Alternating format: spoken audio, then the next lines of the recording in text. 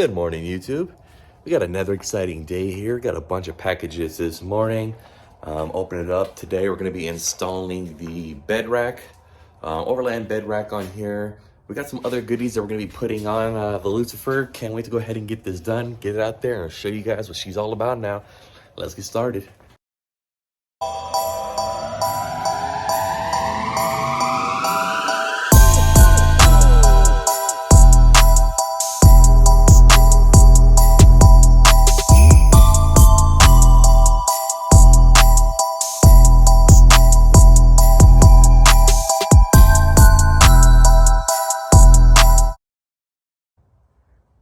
Okay, so we just unboxed the Overland kit. It's gonna come with the instruction sheets here. All right, it's gonna show you right there. Model's gonna be JEEP Gladiator. It's gonna have 3 boxes of bolts and other hardware for all the mounting points, the brackets, and everything else. So let's go ahead and move Lucifer and get started.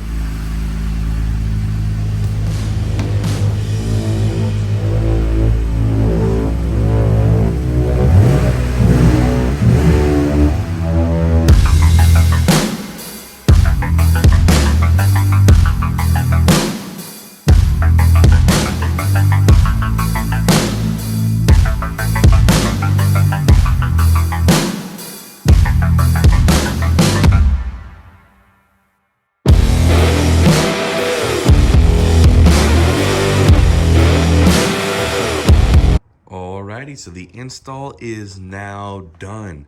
It took about 2 hours to go ahead and install.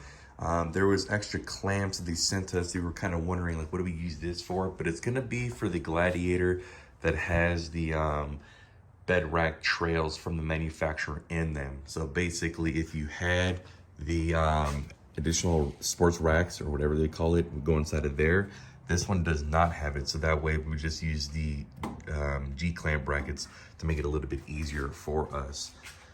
So here's what the finished product looks like, guys. Very sturdy, very cool. Took it out all ready to go ahead and go off-roading just to see how it feels. There is no lag as far as like it bouncing up and down, no wind noise.